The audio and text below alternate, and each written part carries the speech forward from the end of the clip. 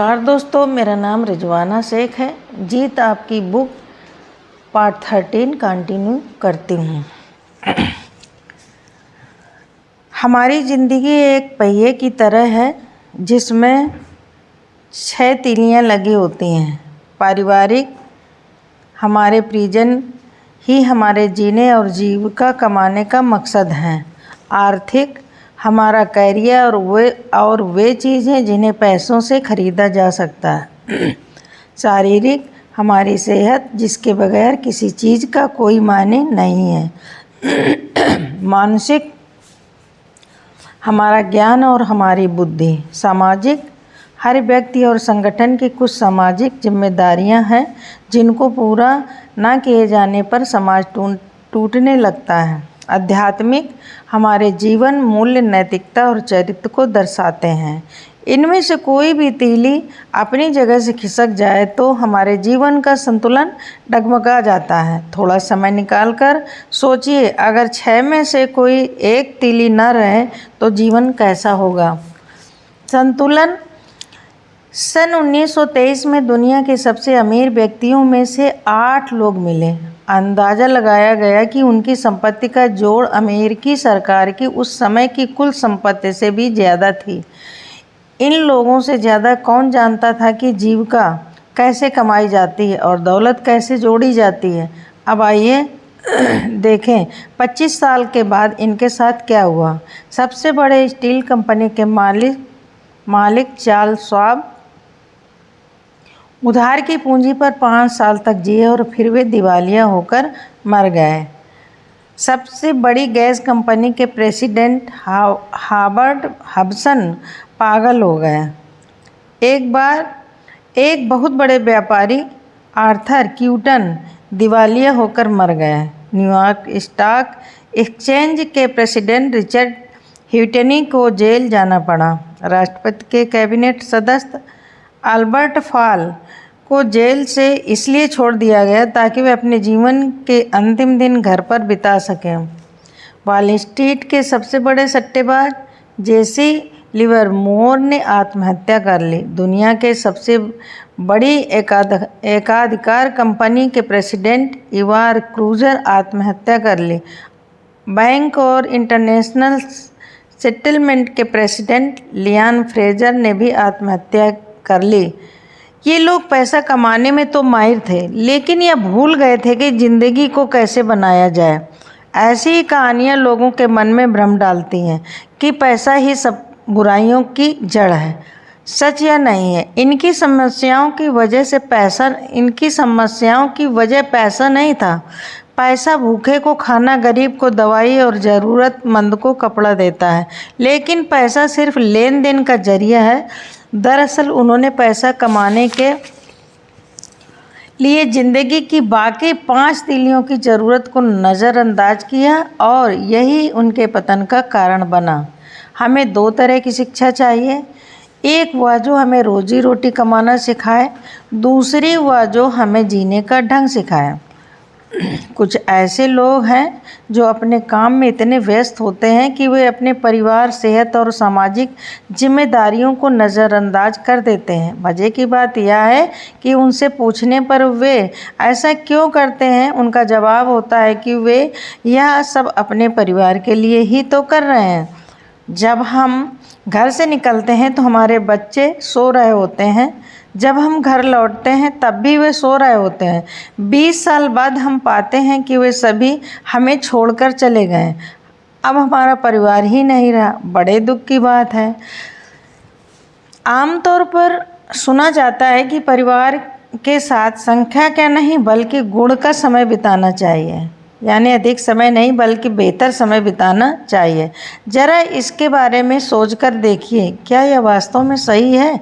मान लीजिए कि आप शहर के एक रेस्टोरेंट में गए जहां हाथ में सफ़ेद दस्ताने पहने बगैर इंग्लैंड के बने कांटे चम्मच, फ्रांस की क्रॉकरी, स्विट्ज़रलैंड की चॉकलेट और ऐसी बहुत सारी चीज़ें हैं। आप सुनहरी फ्रेम वाली मेनू उठाकर सीख कर भुने हुए चिकन का ऑर्डर देते हैं। कुछ ही देर में बैरा बेहद लजीज चिकन का छोटा सा टुकड़ा लाकर आपको देता है। आप उसे खाते हैं और पूछते हैं क्या इतना ही मिलेगा? बैरा जवाब देता है, संख्या से ज़्यादा महत्व गुण का होता है। मुझे उम्मीद है कि आपको बात समझ में आ गई होगी। हमारे परिवार को संख्या और गुण दोनों की ज़रूरत होती है। आप क्वालिटी टाइम पर अपना अधिकार नहीं दिखा सकते। आप ये नहीं कह सकते कि अब हम एक दूसरे के साथ क्वालिटी टाइम बिताएंगे। वास्तविकता यह है कि ज़िंदगी बेहतर पल ढेर सारे तजर्बे के बीच ही जन्म लेते हैं और लोगों से जब उनके बचपन की सबसे बेहतर यादों के बारे में पूछा जाता है तो वे उन लम्हों को याद करते हैं जब उनकी माँ ने उन्हें कोल्ड ड्रिंक लाकर दिया था या उनके बीमार होने पर कोई कहानी पढ़कर सुनाई थी। दोस्तों और परिवार के लोगों के साथ बिताई गई दुनियादारी की ज़िंदगी के बीच ही वे कीमती पल भी आते हैं जब आपने आपस में हंसी मजाक किया होता है, एक दूसरे के एहसासों में भागीदारी की होती है, किसी ने मुस्कुराकर ठीक उस वक्त आपका उत्साह बढ़ाया होता है जब आपको उसकी बेहद ज़रूरत होती है, या किसी दोस्त ने आड़े वक्त में मदद की होती है। सेहत, पैसा कमाने के चक्कर में हम अपनी सेहत को खो बैठते हैं और खोई हुई सेहत को पाने के चक्कर में अपना पैसा। इस तरह पैसा भी चला जाता है और सेहत भी।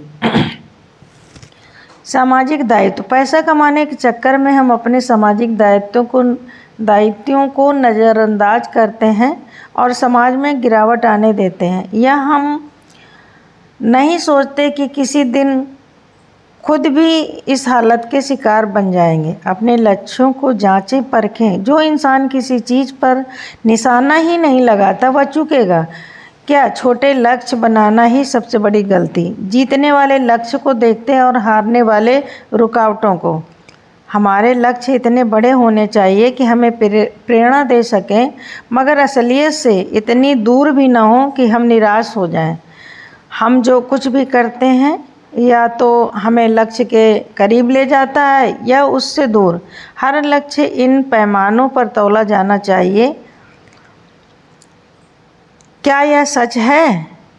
क्या यह सभी संबंधित लोगों के लिए निष्पक्ष है? क्या इससे मुझे ख्याति मिलेगी? क्या यह मुझे सेहत, धन और मन की शांति देगा? क्या यह मेरे दूसरे लक्ष्यों के अनुकूल है? क्या मैं अपने आप को इसके लिए वचनबद्ध करता हूँ?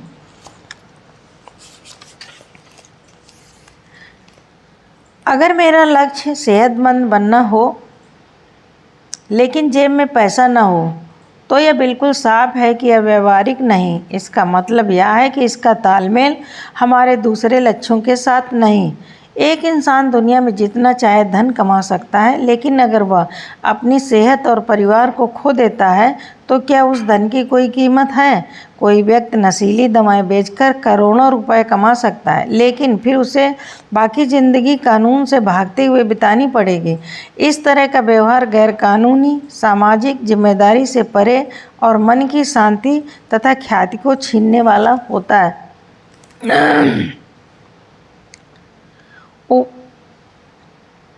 बिना कर्म के लक्ष्य खोखले सपनों की तरह होते हैं। कर्म ही सपनों को लक्ष्यों में बदलता है। अगर हम अपना लक्ष्य नहीं भी हासिल कर पाते तो इसका मतलब असफल होना नहीं होता। देरी होने का मतलब हारना नहीं है।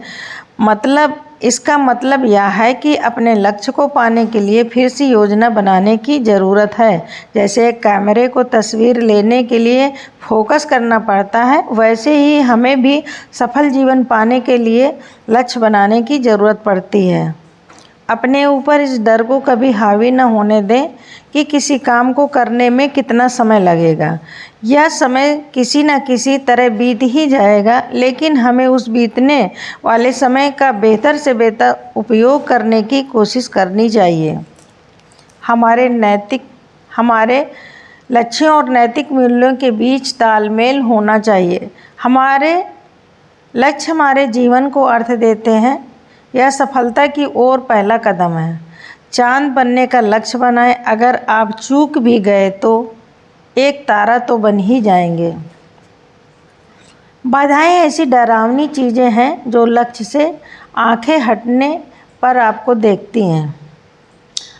दिखती हैं।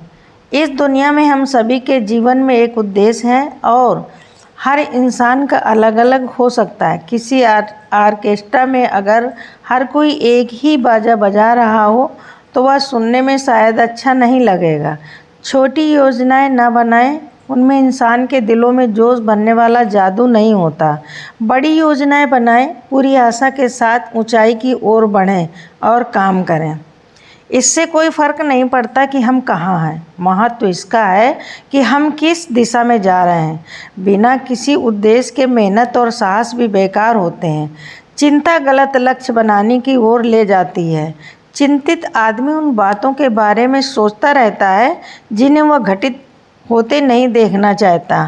सक्रियता का मतलब उपलब्धि नहीं है। सक्रिय तो उपलब्धि मानने की भूल ना करें। कठघोड़ा अपनी जगह पर लगातार चलता दिखता है लेकिन आगे जरा भी नहीं बढ़ता। सक्रियता और उपलब्धि में बहुत फर्क है। एक फ्रांसीसी वैज्ञानिक फब्रे ने इस बात को भेड़चाल वाले कैटरपिलर के साथ का एक प्रयोग करके दिखाया। कैटरपिलर्स अपने सामने वाले की नकल करते हुए आंखें मूंदकर चलते हैं। फैब्रे ने उन्हें एक फूलदान के घेरे में इस तरह से रखा कि सबसे आगे वाला कैटरपिलर वास्तव में सबसे पीछे वाले कैटरपिलर के पीछे रहे। फिर उसने चीड़ के कांटे जो कैटरपिलर का भोजन है उस फूलदान के बीच में रख दिया। कैटरपिलर्स उस फूलदान में एक घेरे में ही घूमते रहे। आखिरकार एक हफ्ते तक चक्कर लगाने के बाद वे थकान और भूख के मारे मर गए, जबकि खाना उनके कुछ ही इंच दूर था। हमें कैटरपिलर से सीख लेनी चाहिए। सिर्फ काम करते रहने का मतलब यह नहीं कि आप कामयाबी की तरफ बढ़ रहे हैं। हर किसी को अपने काम को परखते रहना चाहिए ताकि हमारे काम का फल भी मिल सके। एक आदमी अपनी पत्नी के साथ गाड़ी चला रहा था। पत्नी ने कहा, प्रिय, हम लोग गलत दिशा में जा रहे हैं। पति ने जवाब दिया, कौन परवाह करता है, हम बिफोर टाइम चल रहे हैं। अगर हम सिर्फ रफ्तार और काम करने को कामयाबी समझ बैठें तो हमारी गाड़ी तो बहुत अच्छी चलेगी मगर हम कहीं नहीं पहुँचेंगे। किसी किसान का एक कुत्ता सड़क के किनारे बैठकर आने वाली गाड़ियों का इंतज़ार करता रहता था। जैसे ही कोई गाड़ी आती वह भौंकता हुआ उसके पीछे दौड़ता। एक दिन उसके पड़ोसी ने उस किसान से पूछा, क्या तुम्हें ऐसा लगता है कि तुम्हारा कुत्ता कभी किसी गाड़ी को पकड़ पाएगा? उस किसान ने जवाब दिया, सवाल यह नहीं कि वह किसी गाड़ी को पकड़ पाएगा, बल्कि यह है कि अगर पकड़ पाएगा तो वह क्या करेगा। बहुत से लोग उस कुत्ते की तरह निरर्थक लक्ष्यों के पीछे भागते रहते हैं।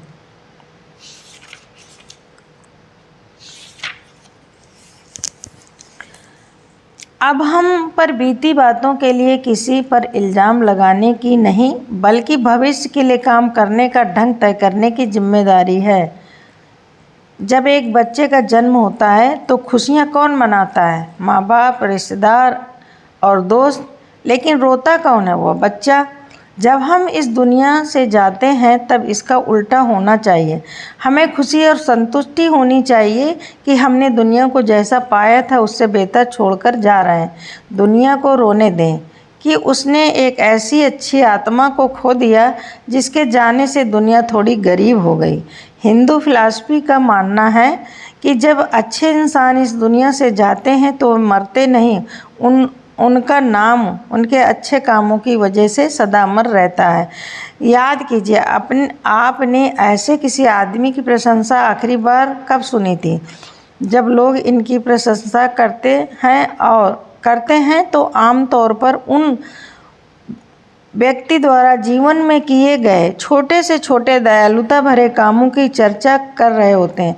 दयालुता भरे छोटे छोटे काम अनदेखे नहीं रहते। वास्तव में किसी व्यक्ति के गुजरने के बाद इन कामों का महत्व और गहराई से महसूस किया जाता है। तभी लोग महसूस करते हैं कि गुजरने वाले के छोटे छोटे काम याद करने वालों और दूसरों के लिए कितने महत्वपूर्ण थे। आज तक कोई इंसान इसलिए सम्मानित नहीं हुआ कि उसने दुनिया से क्या लिया, लेकिन इसलिए ज़रूर हुआ कि उसने क्या दिया। महात्मा गांधी के अनुसार 7 महापाप ये हैं: बिना मेहनत किए दौलत कमाना, सद्विवेक रहित आनंद, चरित्र रहित ज्ञान, नैतिकता रहित व्यापार, मानव रहित विज्ञान, त्याग रहित धर्म, सिद्धांत रहित राजनीति।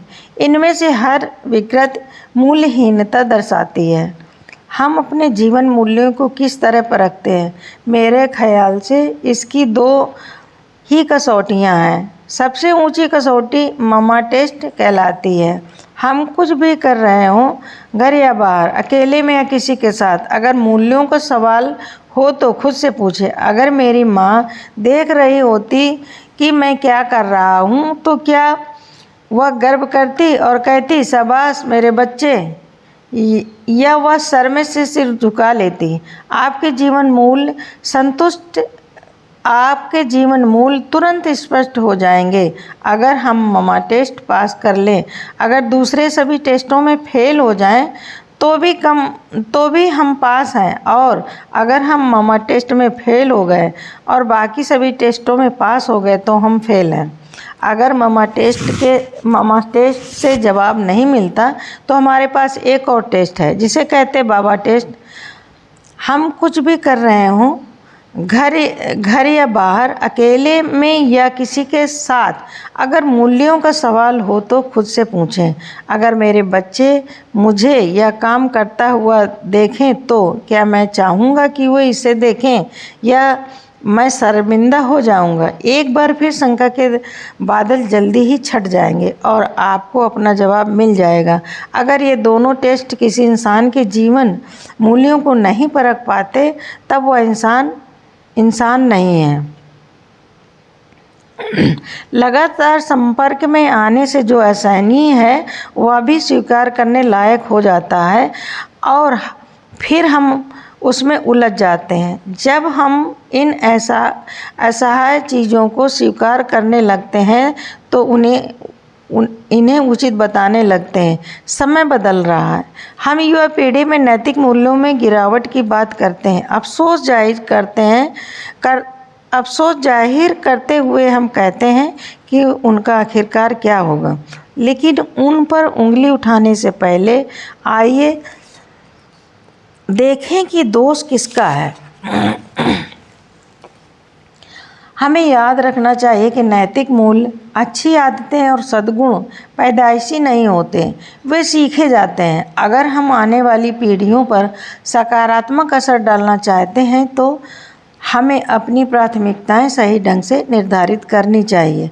हम जीविका के लिए क्या करते हैं और हम जीविका के साथ क्या करते हैं में अंतर।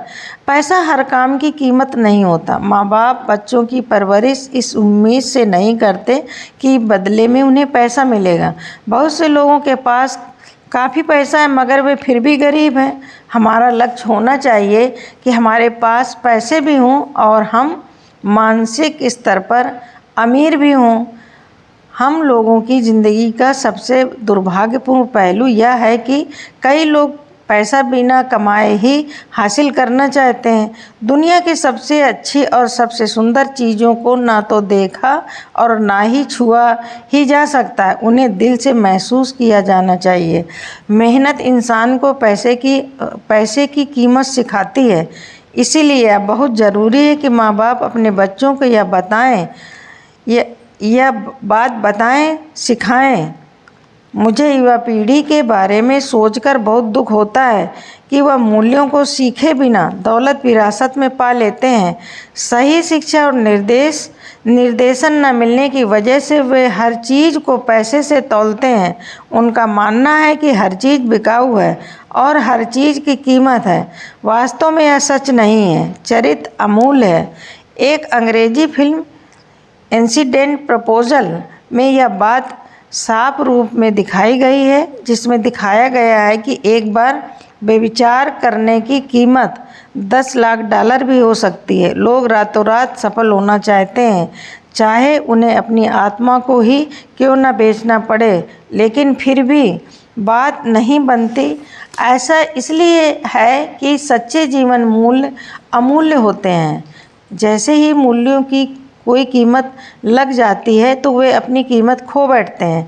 कोई भी फ़ायदा उस नुकसान की भरपाई नहीं कर सकता।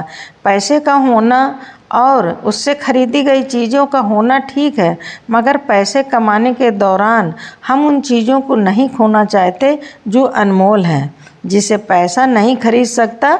पैसा हमेशा अकल की बात नहीं बोलता। हम अक्सर लोगों को यह कहते हुए सुनते हैं कि हर आदमी की एक कीमत होती है। जो लोग ऐसी बातें करते हैं वे वास्तव में खुद बिकाऊ होते हैं। अच्छे चरित्र, निष्ठा और सही जीवन मूल्यों वाले लोग बिकाऊ नहीं होते। पैसा खरीद सकता है हंसी मगर खुशी नहीं, बिस्तर मगर नींद नहीं, किताबें मगर ज्ञान नहीं, एक घड़ी मगर समय नहीं, साथी मगर दोस्त नहीं, चमक दमक मगर खूबसूरती नहीं, खाना मगर भूख नहीं, मकान मगर घर नहीं, दवा मगर सेहत नहीं, अंगूठी मगर जीवन साथी नहीं। जीवन में 2 तरह के दुख होते हैं, हम जो चाहते हैं वह न मिलना। दुख झेलने वालों के लिए एक नसीहत। मैंने ईश्वर से शक्ति मांगी थी ताकि मैं कुछ हासिल कर सकूं। उसने मुझे कमज़ोर बनाया ताकि मैं दूसरों की सेवा अदब से करूं। मैंने सेहत मांगी थी ताकि मैं बड़े काम कर सकूं। मुझे दुर्बलता मिली ताकि मैं अच्छे काम कर सकूं। मैंने धन दौलत मांगी थी ताकि मैं खुश रह सकूं। मुझे गरीबी मिली ताकि मैं बुद्धिमान बन सकूं। मैंने रुतबा मांगा था ताकि लोग मुझे सराहें। मुझे एहसास बनाया ताकि मैं ईश्वर की ज़रूरत महसूस करूं। मैंने सब चीज़ें मांगी थीं ताकि मेरा जीवन खुशहाल हो। मुझे सिर्फ जीवन मिला ताकि मैं हर चीज़ में खुशी पा सकूं। मैंने जो भी मांगा नहीं मिला, मगर वह सब कुछ मिला जिसकी आशा की थी। मेरे ऐसा करने के बावजूद मेरी अनकही प्रार्थनाएं सुनी गईं। मुझ पर सब इंसानों से ज़्यादा कृपा हुई। जो चाहा वह मिला।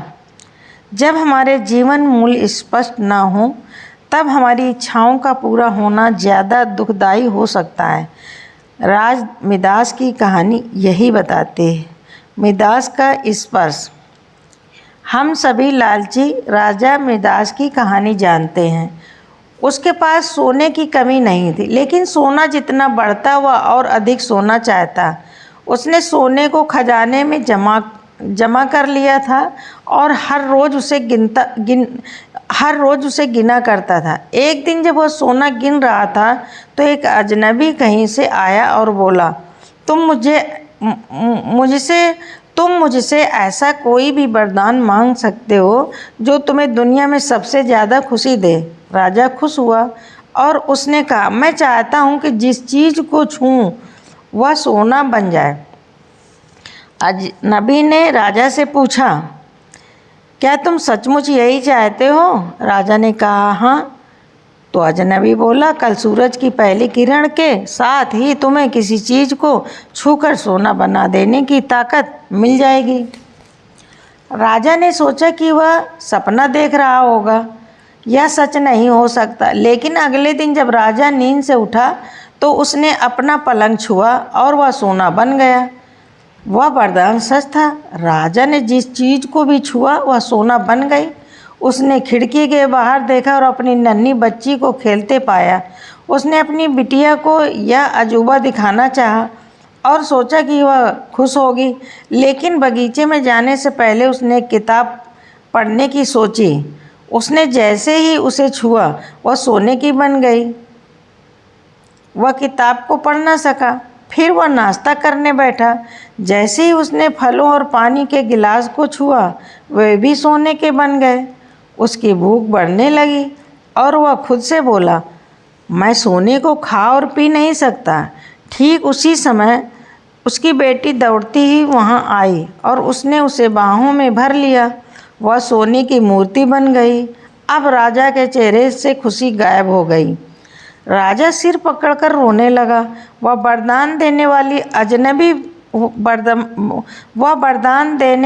अजनबी फिर आया और उसने राजा से पूछा कि क्या वह हर चीज़ को सोना बना देने की अपनी ताकत से खुश है। राजा ने बताया कि वह दुनिया का सबसे दुखी इंसान है। राजा ने उसे सारी बात बताई। अजनबी ने पूछा, अब तुम क्या पसंद करोगे, अपना भोजन और अपनी प्यारी बिटिया या सोने के ढेर और बिटिया की सोने की मूर्ति। राजा ने गिड़गिड़ाकर माफ़ी मांगी और कहा, मैं अपना सारा सोना छोड़ दूंगा। मेहरबानी करके मेरी बेटी मुझे लौटा दो क्योंकि उसके बिना मेरी हर चीज़ मूल्यहीन हो गई है। अजनबी ने राजा से कहा, तुम पहले से बुद्धिमान हो गए हो। और उसने अपने वरदान को वापस ले लिया। राजा को अपनी बेटी फिर से मिल गई और उसे एक ऐसी सीख मिली जिसे वह जिंदगी भर नहीं भुला सका।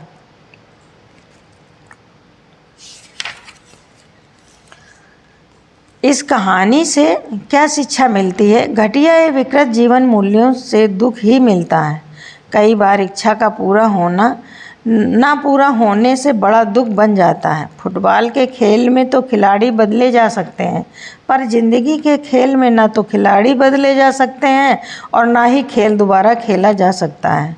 शायद हमें अपने दुखों से मुक्ति पाने का मौका दोबारा ना मिल सके। आप कैसे याद किया जाना पसंद करेंगे? करीब 100 साल पहले एक आदमी ने सुबह के अखबार में जब अपना नाम उठावनी वाले कॉलम में देखा तो वह हैरान रह गया। अखबार वालों ने गलतफहमी की वजह से उसका नाम छाप दिया था। उसे पढ़कर वह पहले तो हक्का बक्का रह गया। क्या मैं जिंदा हूँ या नहीं? थोड़ा संभलने पर उसके मन में विचार आया कि देखूं लोगों ने मेरे बारे में क्या कहा। उसके बारे में लिखा गया, डायनामाइट का बादशाह मर गया और वह मौत का सौदागर था। इस व्यक्ति ने डायनामाइट की खोज की थी। अखबार में अपने लिए इस्तेमाल किए गए मौत का सौदागर विशेषण को पढ़कर उसने खुद से सवाल किया, क्या मुझे इसी तरह याद किया जाएगा? उसने फैसला किया वह हरगिज नहीं चाहेगा कि लोग उसे इस तरह याद करें। उस दिन से उसने शांति के लिए काम करना शुरू कर दिया। उसका नाम था अल्फ्रेड नोबेल और आज उसे नोबेल पुरस्कार के लिए याद किया जाता है। जिस प्रकार अल्फ्रेड नोबेल ने अपने जीवन मूल्यों को दोबारा व्याख्यात किया, वैसे हमें भी अपनी बीती जिंदगी को देख समझकर अपने जीवन मूल्यों की नई व्याख्या करनी चाहिए। दुनिया के लिए आपकी विरासत क्या होगी? आप किस तरह याद किया जाना चाहोगे? क्या आपके बारे में लोग अच्छी बातें कहेंगे? क्या आपको प्यार और इज्जत के साथ याद किया जाएगा? क्या कोई आपके ना होने की कमी महसूस करेगा? छोटी छोटी बातें बड़ा फर्क डालती हैं। एक आदमी सुबह को समुद्र के किनारे टहल रहा था। उसने देखा कि लहरों के साथ सैकड़ों स्टार मछलियाँ तट पर आ जाती हैं। जब लहरें पीछे जाती हैं तो मछलियाँ किनारे पर ही रह जाती हैं और धूप से मर जाती हैं। लहरें उसी समय लौटती थीं और स्टार मछलियाँ अभी जीवित थीं। वह आदमी कुछ कदम आगे बढ़ा। उसने एक मछली उठाई और पानी में फेंक दी। वह ऐसा बार बार करता रहा। उस आदमी के ठीक पीछे एक और आदमी था जो यह नहीं समझ पा रहा था कि वह क्या कर रहा है। वह उसके पास आया और पूछा, तुम क्या कर रहे हो? यह तो सैकड़ों स्टार मछलियाँ हैं, तुम कितनों को बचा सकोगे? तुम्हारे ऐसा करने से क्या फ़र्क पड़ेगा? उस आदमी ने कोई जवाब नहीं दिया। 2 कदम आगे बढ़कर उसने एक और मछली को उठाकर पानी में फेंक दिया और बोला, इससे इस एक मछली को तो फ़र्क पड़ता है। हम कौन सा फ़र्क डाल रहे हैं, बड़ा या छोटा? इससे कोई फ़र्क नहीं पड़ता। अगर सब लोग थोड़ा थोड़ा फ़र्क लाएं तो बहुत बड़ा फ़र्क पड़ेगा। क्या आपका जीवन बचाने लायक है? एक लड़का नदी में डूब रहा था। वह मदद के लिए चिल्लाया।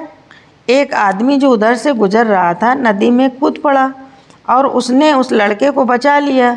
जब वह आदमी जाने लगा तो बच्चे ने कहा,